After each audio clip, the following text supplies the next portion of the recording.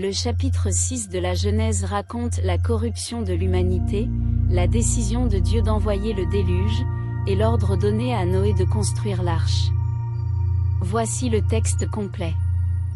Lorsque les hommes commencèrent à se multiplier sur la face de la terre et que des filles leur furent nées, les fils de Dieu virent que les filles des hommes étaient belles, et ils prirent pour femmes celles qu'ils choisirent parmi elles.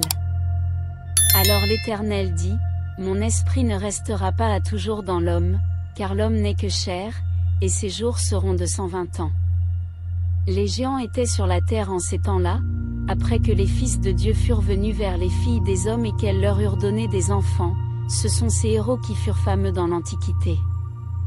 L'Éternel vit que la méchanceté des hommes était grande sur la terre et que toutes les pensées de leur cœur se portaient chaque jour uniquement vers le mal. L'Éternel se repentit d'avoir fait l'homme sur la terre, et il fut affligé en son cœur.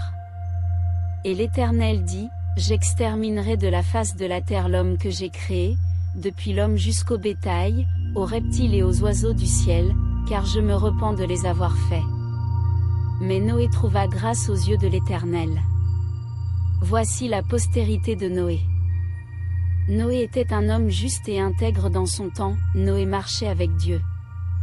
Noé engendra 3 fils, Sem, Cham et Japheth. La terre était corrompue devant Dieu, la terre était remplie de violence. Dieu regarda la terre, et voici, elle était corrompue, car toute chair avait corrompu sa voie sur la terre.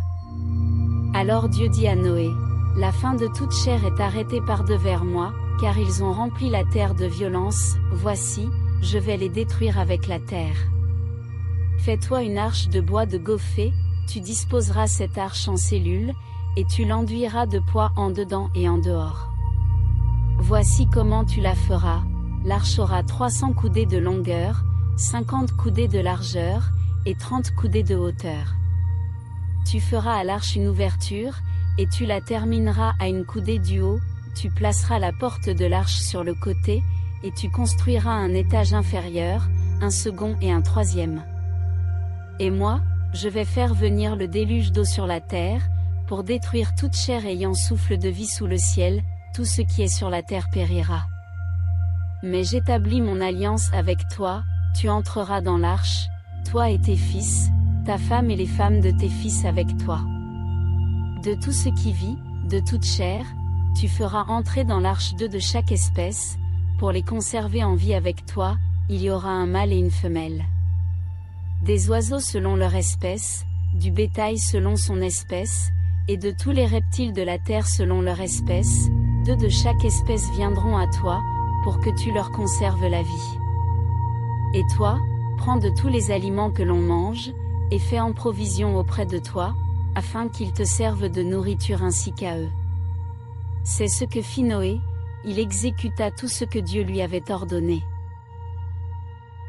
Ce chapitre est un tournant dans l'histoire biblique, annonçant le jugement divin à travers le déluge et la mission de Noé pour sauver une partie de la création. Merci d'avoir suivi cette lecture du chapitre 6 de la Genèse. Si cette vidéo vous a inspiré, n'oubliez pas de liker, commenter et partager pour diffuser la parole de Dieu. Abonnez-vous et activez la cloche pour ne rien manquer des prochaines conférences bibliques. Que Dieu vous bénisse abondamment et à très bientôt pour un nouveau chapitre. Étincelle livre ouvert.